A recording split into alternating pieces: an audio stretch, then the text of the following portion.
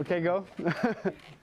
Okay, this is underwater rugby. It's the world's only three-dimensional sport, which is played in the deep sections of the pool, like between 3.5 and 5 meters deep, 6 against 6, blue against white.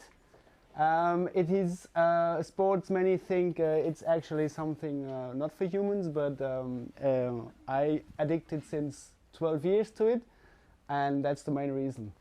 It's not about like the guy on the crocodile.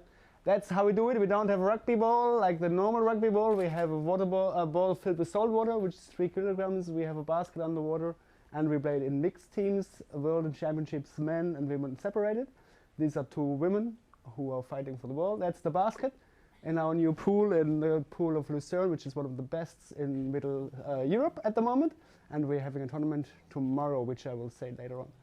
It's 3.80 meters steep, and the LEDs can shift the lights between various colors.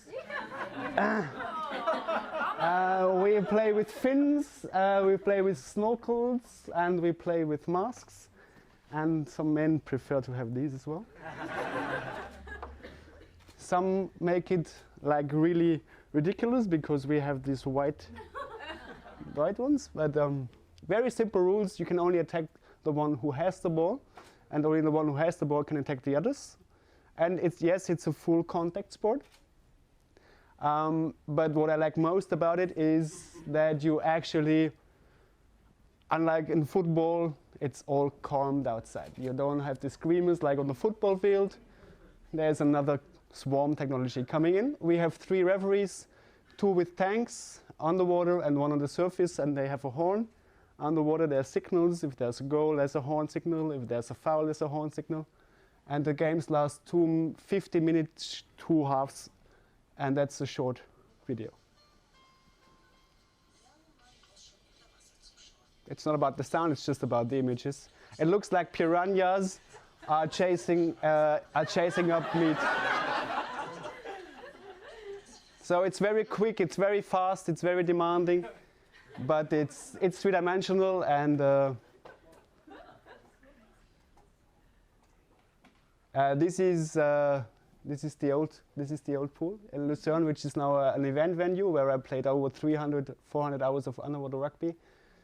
And I started playing because I was originally diving, and diving was too heavy for me. And so I'm part of the team in Lucerne since 12 years now, and it's a wonderful team sport. As I said before, because you really are in a swarm technology here.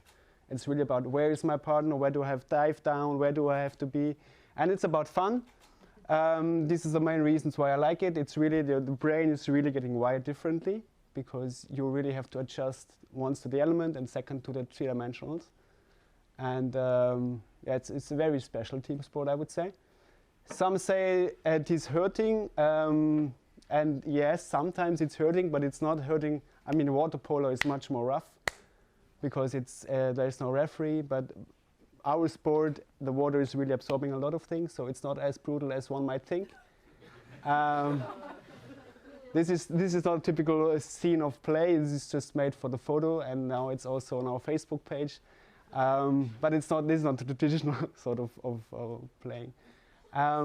This is me, and some say I could not do it because I would suffocate, and I think there's much more power in our brains to stretch our bandwidth in terms of getting breath. So I actually see that as a benefit, not as a challenge.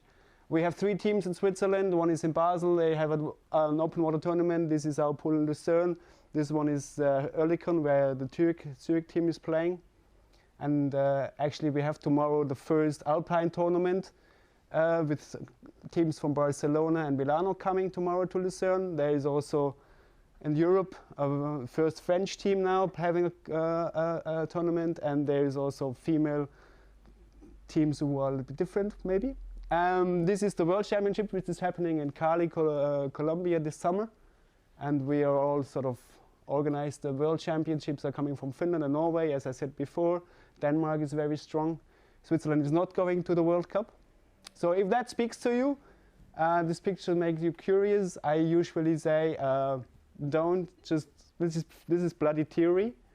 You have to go and feel the water, and then you have to see whether you like it or not. Just not by seeing photos and movies. It's nothing compared to reality. So anyone who knows somebody who would like to be interested, this is the contact here in Zurich.